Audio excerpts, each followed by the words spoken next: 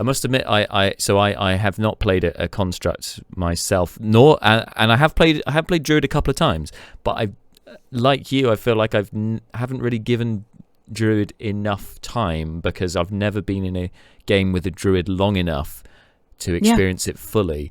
There was one I remember playing it once in a game. Well, I had a few sessions with a high elf Druid or wood elf Druid, I can't remember. But it's he basically just became a natural. He was just a sort of nature-based spellcaster. He didn't really do the druidic sort of wild shaping, that kind of thing. I think he did it maybe once. He turned into a horse just to run away from something, and other than that, it wasn't that useful.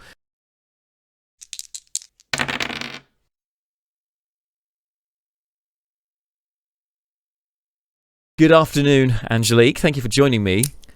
Thank you for having me. You are most welcome. Of course, viewers will know you as Breena in the Manylands campaign, but we have been... Oh, and of course, Belmeen in The Cage before that. That's right, But we've been gaming together for a little while now, actually. When was our first meeting? Do you recall? Gosh. I want to say 2019-ish? Yeah. It was like a year before the pandemic, I think. What game was it? Oh, didn't you turn up to, was it Simon was running Primeval Thule? It was Simon's. Was that the first one? No, it wasn't Thule. It was Red something. Red Hand of Doom. I only played in one session of that. Yeah. That's what I initially joined up with him with. And then we got to know each other because he then asked me to join Thule for a session and just kind of hang out.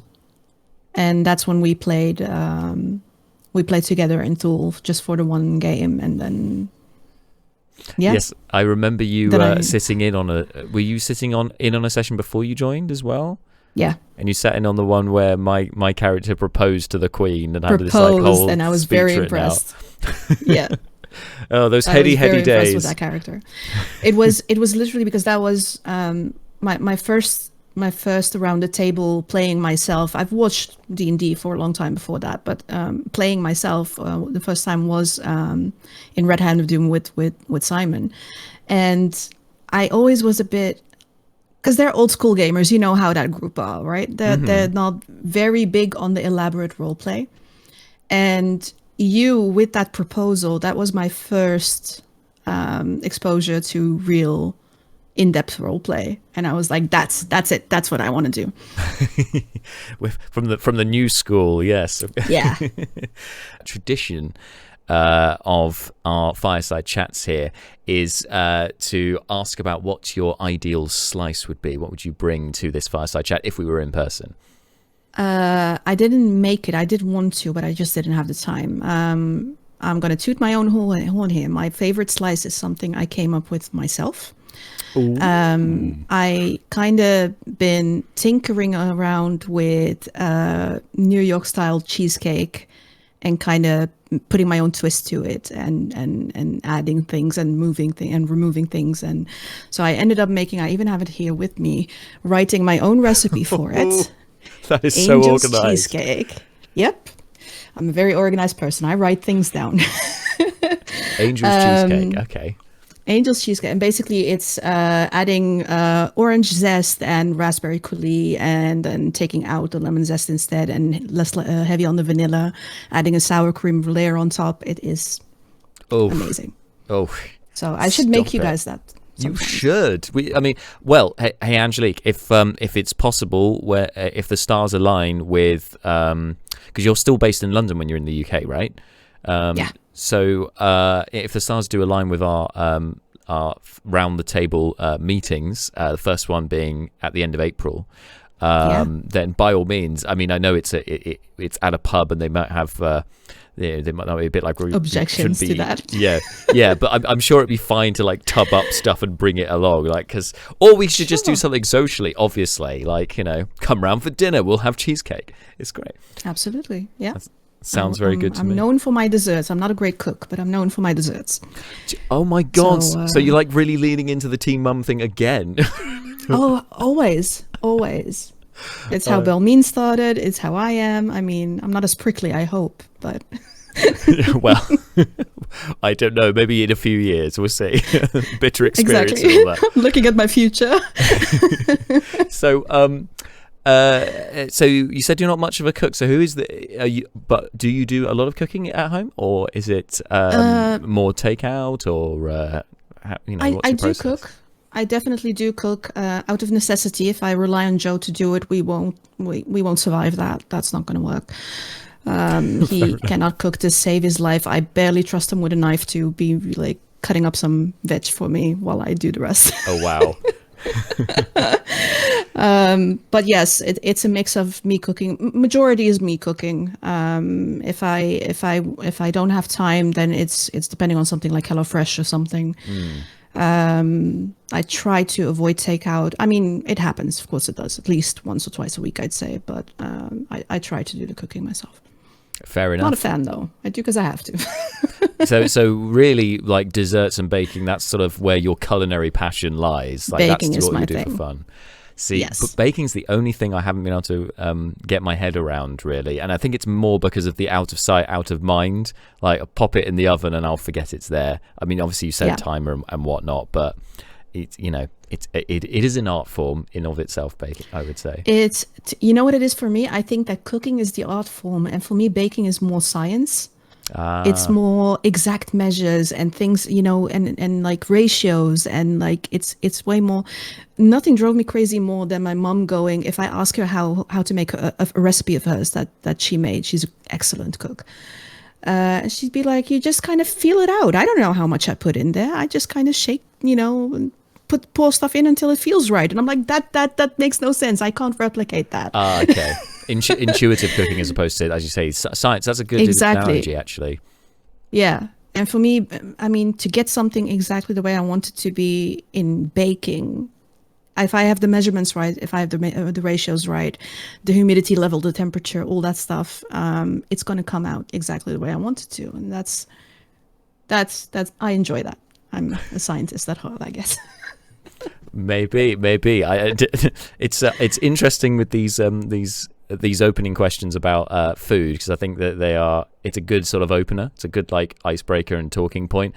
And it seems that we've done a bit of soul searching and finding out a bit about ourselves through this. You don't know where these questions could lead, right? I know.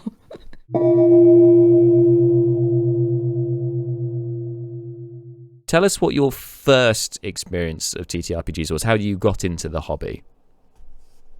By watching first, like many of the newer generation, I suppose. Critical Role was my first exposure. And the way I got to that was through my husband, who is a huge fan of Matt Mercer, not because of the TTRPG element, but as a voice actor, of course, in his favorite games. So one day, Matt Mercer did a session on Stephen Colbert's show, right? Yes. And I'm a huge fan of Stephen Colbert, so I was watching Stephen Colbert, and that episode came up, and Joe was sitting next to me, and he's like, oh, "Is that Matt Mercer?" And I'm like, "Who's Matt Mercer? I have no idea what you're talking about." And then he started telling me about him, and when I watched that episode, okay, that seems fun. That's like, creative storytelling and interactive storytelling and having to improvise on the spot. For me, storytelling is a big thing. I'm a writer. So it from the get-go, that was the angle for me. It never was so much about the game aspect of it all. It's how it's a very different way of telling a story, and how you constantly have this fresh input by, you start something, and then you pass on the baton to the next player or to the DM, and then they do something with it that you don't expect, and then you have to respond to that. So that was where it started for me. So I got curious and started watching Critical Role, and I was hooked. I am still trying to catch up to all the episodes at the moment, but for a long time, it was just, I was perfectly happy to just watch the story unfold, and didn't really think of playing myself or trying my hand myself. And then I don't know, at some point it wasn't enough anymore. Like, I think something happened in a storyline at some point in campaign 1, and I was like, oh, but I would have done that differently, or I would have, and then it's when I started thinking of my own input, okay, but why don't I do this? And then, so I started looking online and through Meetup, got in touch with Simon, and that was my first time actually gaming around the table with someone, with Simon's group. And was that, so this was 5th edition Dungeons and Dragons, and this was, it was this the Red Hand of Doom? Is that the one you were playing in? Ah, okay. Yes, just double check, because we did mention, didn't we? Okay, and what was your first character that you brought to the table? That was my half-elf bard. Yes, a favourite of yours. Yes. Always. I think everyone's making fun of me that I'd always play a bard every time if I had the chance. Kayleandra was her name, or Kaylee, for short. She and I actually took Joe with me that time. So Joe was playing his character was, and mine were married. Mm-hmm. So we brought a couple to the table, and I think he was a half-elf monk, I think. Yeah, he was a monk. Don't remember the name of that character now, because he played once and then was like, nah, this is not for me. Oh, fair enough. It was really funny because he likes the story aspect of it as well, but he's very much a video gamer, and to him the pace of a tabletop RPG was way too slow for him. He needed more action. But for the story elements, he loves that part. So when I started DMing and started telling my own story, he was actually helping me with some of the plot points in there. But yeah, Kaylee was my first, and I love her dearly. I mean, to be fair to Joe, I think I can agree to an extent that the combat side of 5th edition and other varieties of TTRPG in that vein, like Pathfinder, is the bit that, the pace could do with being ramped up. It's just finding ways of doing that in the system that is challenging. But yeah, it is a bit of a grind. I will concede that much to him, definitely. Yeah, absolutely. And it's like when you're telling a story, words are great for that. But when you're talking about a lot of action, like that epic feel of combat, it doesn't really, it's hard to convey that same feel or that epic feel or the urgent feel of it all as you would if it's visual, like in a video game or on TV, or it translates less well, I think. Yeah, I think I would agree with that for sure. Yeah.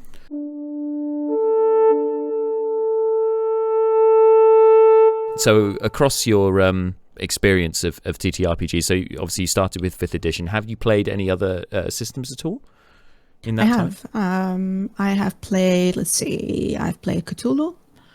I have played Pathfinder. I have played Paranoia. Paranoia, what's that? Paranoia is kind of a cyberpunkish, post-apocalyptic kind of world where computers control everything, and how to explain it? You have to follow big computer, that and if you veer off the programming too much, you would be eliminated or killed. So it's kind of, if you're trying to do anything outside of the realm of what's allowed, you tend to try to blame others in your party for it. And that's why it's paranoia, right? Because everyone is kind of backstabbing constantly. Right. It's a very fun game. It's much more lighthearted than it's all very tongue in cheek and very ironic, and it's really funny. But it's a great game. It's very fun. It sounds like it lends itself more to being short form, like a one shot game of it, rather than being a long campaign. It's not a long campaign type thing. You're going to be killed off way before that. Fair enough. So a bit like Mansions of Madness then, in that respect. Yeah, exactly. Cool. Which I also play frequently. Oh yes, of course. We both played in a game with Stephen, didn't we? With Stephen, yeah. That was my first. I actually ended up buying the game. You did? Great. Oh, excellent.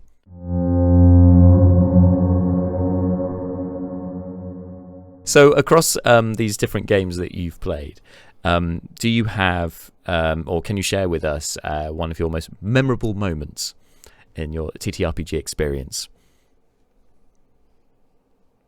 It has to be in a game that you were in, but the session that you missed, it has to be the Nothic. Oh, yes, that you were DMing, of course. Yes, I was DMing that one. That was a session where a creature, I mean, obviously a bad creature, a Nothic. Most people that play TTRPGs know what they are. It's an aberration and a low level one. There's nothing really special about it.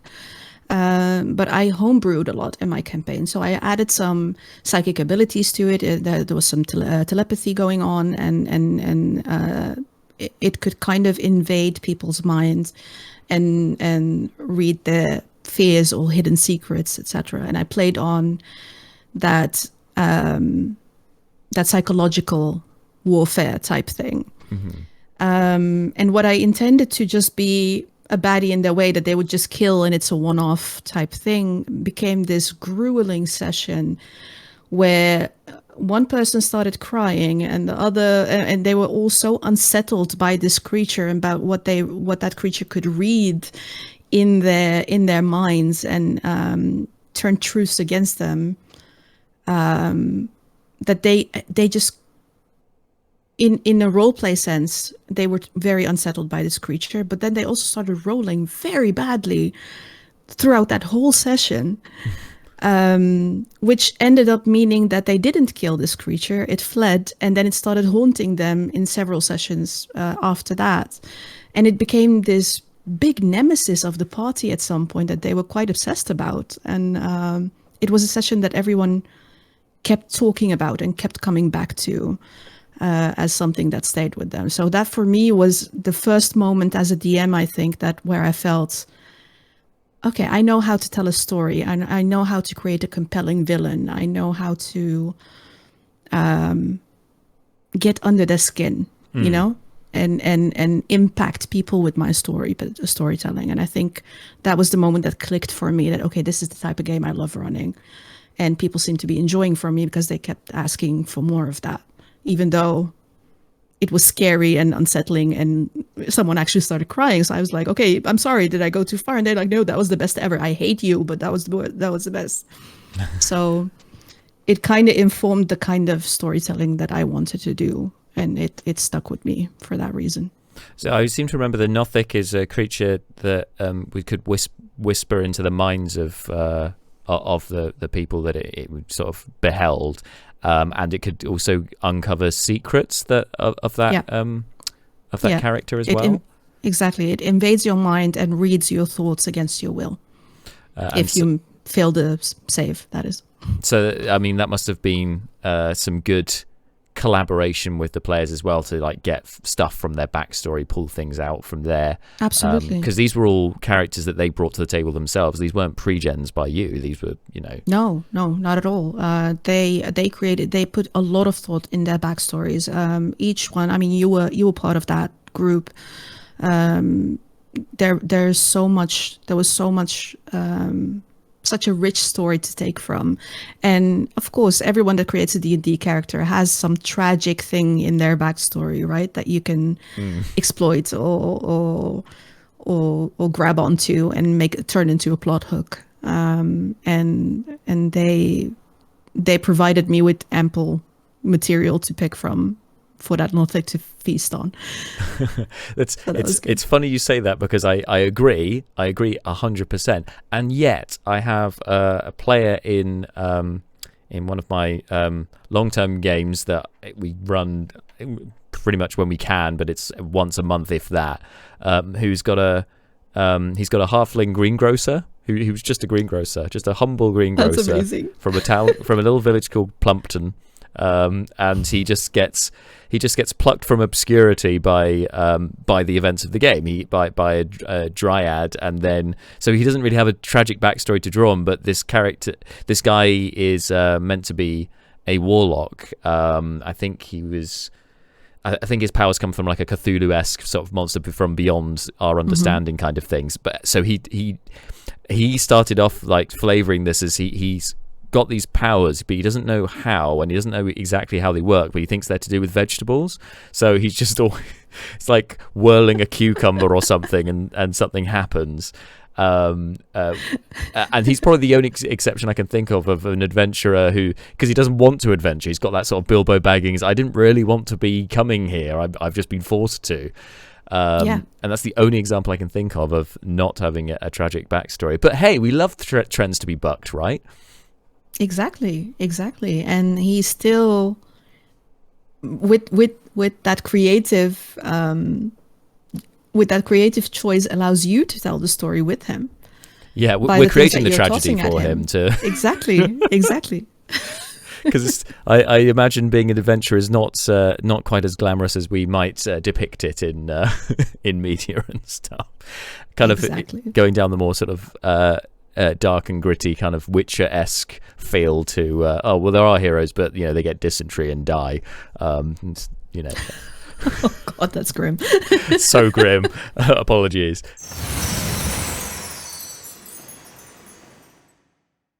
This also weirdly segues on to how TTRPGs have influenced other aspects of your life, or have they influenced other aspects of your life, whether that's socially transferable skills, or what impact has it had on your life outside of the games themselves?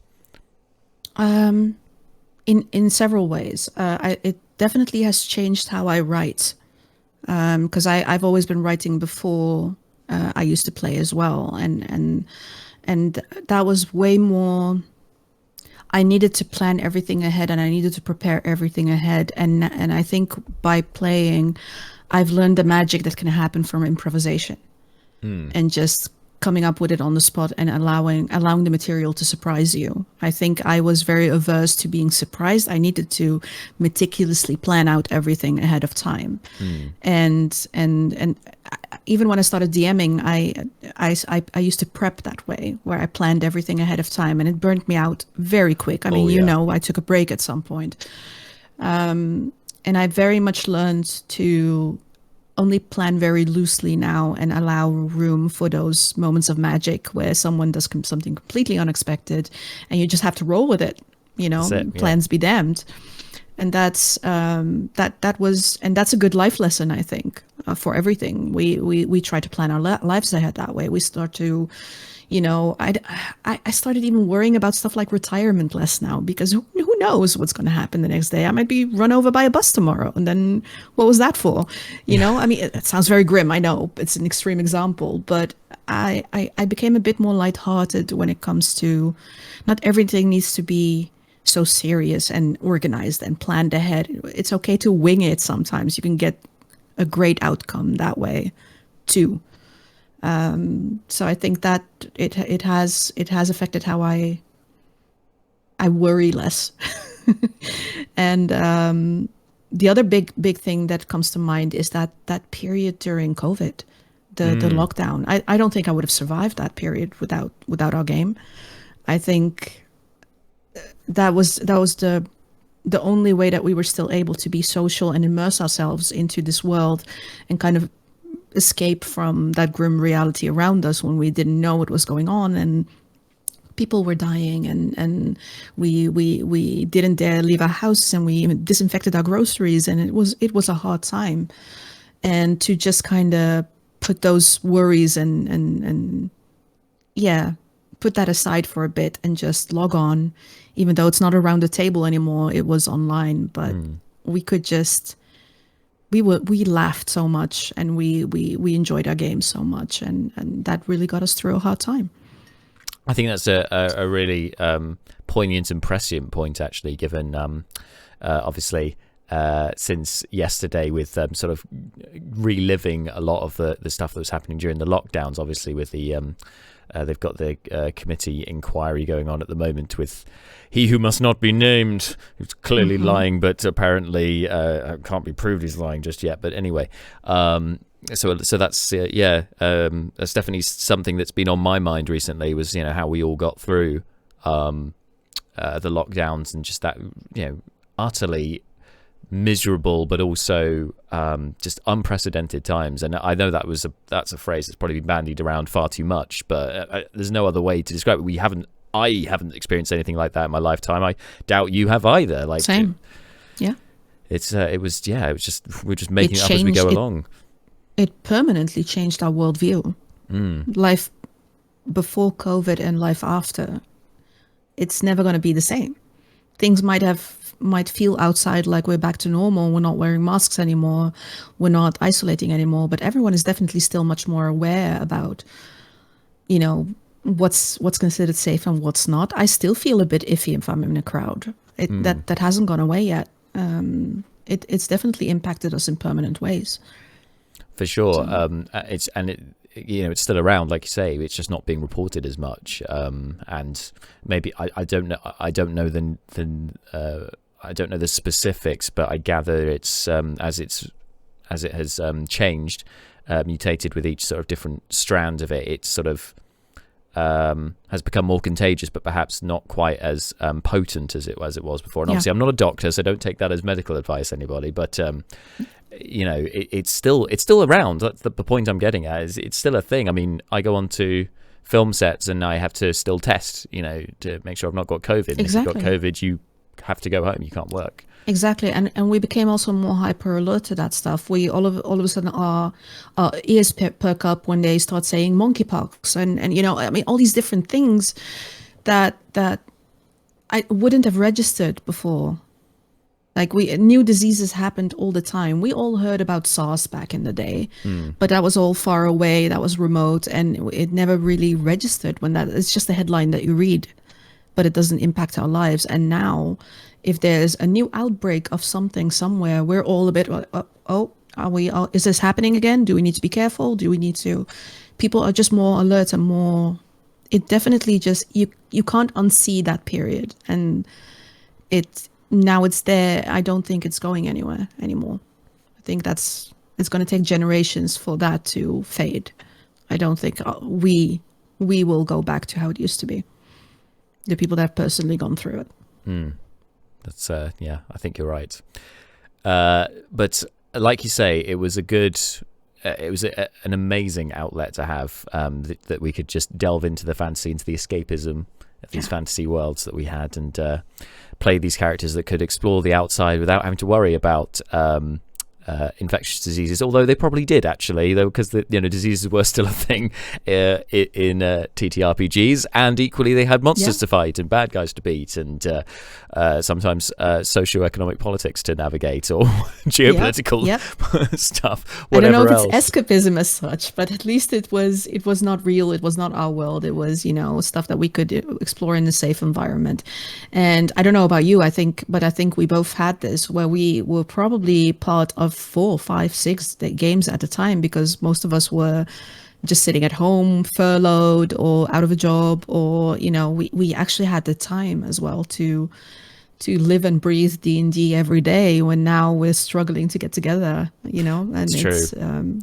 I even then I was definitely committing to too many games. I was involved in far too many, and I've got it down to a healthy amount now, where I'm only regularly in, I think, well, obviously I'm running the Manylands, but aside from that, I think it's 1 or 2 others. And, I've tried doing more than that, but it's just unfeasible, like with my lifestyle. Same.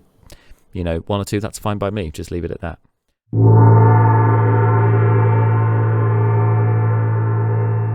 What is a character concept that you've always wanted to try but have never yet played? Ooh. Because I know you like creating characters, so I thought this might be a salient question for you. And it's a very, I've tried my hand at a fair few. I think the one that's gotten away so far, I'm going to get to it at one point. I keep getting intrigued by this idea of playing a druid, and it just never happened. I really want to try playing a druid, especially at higher levels. I think they're very complicated and interesting, and but it's always ends up being in second place. There's always like one that I want to try more in the moment, and then end up going for that. I've tried my hand at least, I don't know, six classes maybe. The druid is the one that I have not done yet. I definitely want to try that.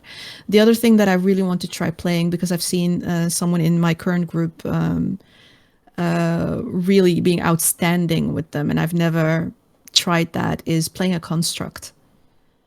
That is a very interesting concept to me, because they brought such a unique flavor and twist to those characters. And I've never done that. I've never played a character that doesn't breathe or eat, or and it can bring its own unique challenges in a way that that I didn't always consider. Like, I've seen them played in other groups before, and sure, yeah, they react strangely, not in a very human or humanoid way, but there's other things that you don't think of, like the not breathing, not eating, and what that means and what they can do and what they can't do. And it would be fun to explore. I'd like to create a character that way, for sure. So would you ever consider marrying those two concepts together and having a construct druid? So it could be like made of stone, like maybe a statue that got animated. That's not unnatural. Yeah, sure, that works. Yeah, obviously if it was a metal druid, that would be an issue. That would be strange, right? A manufactured thing of nature. But stone work, yeah. Maybe it could be maybe it could be like a golem that's then lost its master. Maybe, I don't know. Yeah, something along those lines. That would be really interesting. Yeah, or like a gemstone one, something of a precious. That would be really cool too. But yeah, like say at higher levels, particularly, that would be interesting to see, because they get pretty buff at higher levels, especially with the things they can turn into. They're one of the most powerful classes at high level, and it's complicated to play, I think, also. And it's just, I'm interested in experimenting with that and see how I feel about it. I think that's the thing that maybe has dissuaded me in the end is because you have a lot of options. So it's not only that you get to prepare your spells each day, so you get to choose from the entire list of spells, but it's also when you approach a scenario, am I going to use a spell? Am I going to use a cantrip? Am I going to maybe use an attack? Am I going to wild shape? And if I wild shape, what am I going to wild shape into? Because there's all of the options of all the animals you could turn into. So there's a lot to think about. It's a lot to juggle. And I think it probably is a class in 5e at least that I think if you are a good note taker and have adequately prepared sort of stat blocks already, or list of some pre-prepared creatures that you could turn into, then that would probably be easier to play. But if you're going a bit more off the cuff, it might prove a bit more difficult. It's up to you. It definitely challenges your improvisation skills here, because you have so many options in the moment, and you don't know what's coming at you and what is going to be useful in this particular moment when it arrives. But I think if you do master that, if you do figure out how to play a druid effectively, it can be one of the most. I mean, we call the bard the jack of all trades, right? They're the ones with all their bonuses and expertise and all that stuff. But the very wide range of abilities that a druid has, if you play it to its fullest, potential, that is a very, very powerful character. And it's intriguing to me, the idea also in a storytelling aspect as well. Like, because they can do so many things, the story can go so many ways. What happens in that moment depends on what decision they take in that moment. Like you said, if they turn into an animal, it's a very different outcome from using a spell or attacking, or they could resolve a combat situation in a peaceful way, or vice versa, or way out or whatever, or just bamf out, exactly. Or there's so many options there, so the story can take a lot more twists and turns as well, and I like that. I like the potential. It seems like you basically have all of the options of a full spellcaster, but an extra layer of wild shaping on top of that, essentially. So it's just more to choose from. Yep. More things. Yeah, for sure. More things.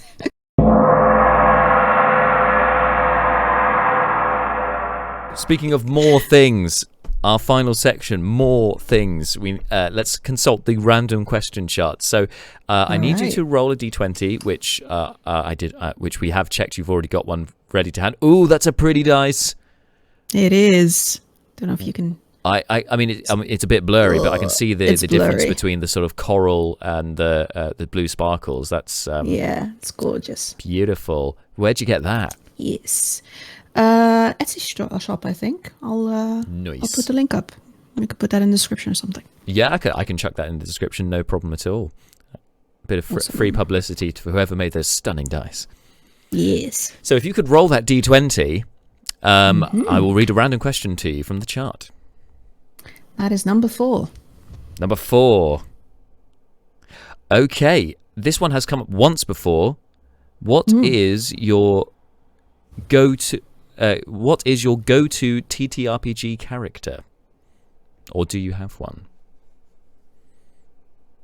That would be not race-wise, but class-wise would definitely be the bard. That would be my immediate, if there's a one shot, if there's a thing where I'm not looking to experiment but just play what I know, play what I'm comfortable with, bard for sure, because I think also it's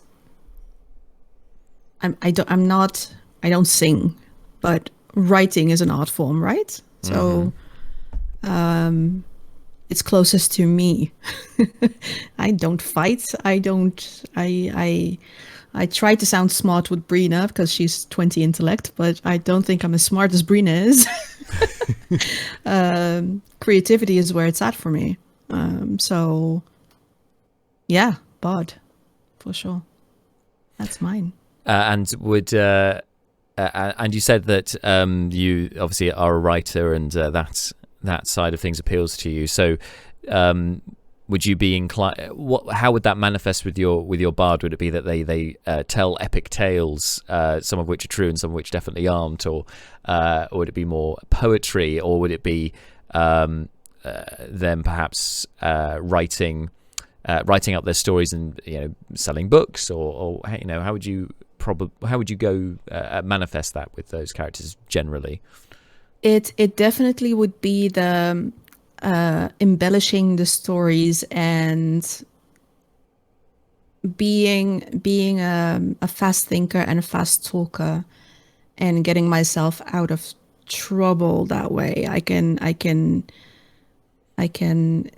if there's a situation that my character is in where they're at fault, my character would be able to tell it in a way that it certainly is not.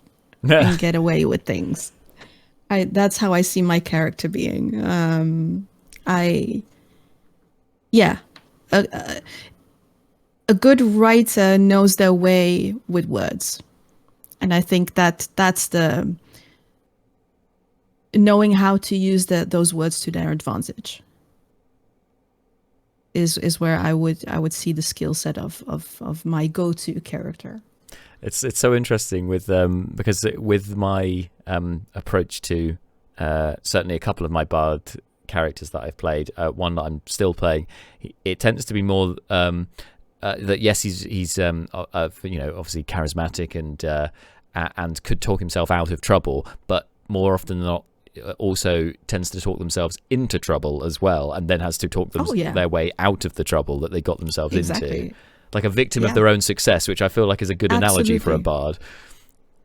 Absolutely. It's very much the I'd rather ask for forgiveness than permission. Yeah. So I'm just going to do the thing that gets me in trouble, and then I'll just talk my way out of it later. It's fine. It's fine. Everything's fine. It's this idea that it's fine what gets us into trouble, right? And I was not aware any parties were taking place. Yes, that sort of thing.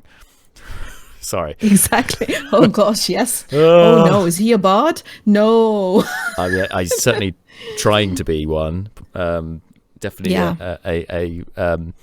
definitely a morally unscrupulous bard. Sure. I mean, his words got him into office, so probably I would even argue he's a successful one too.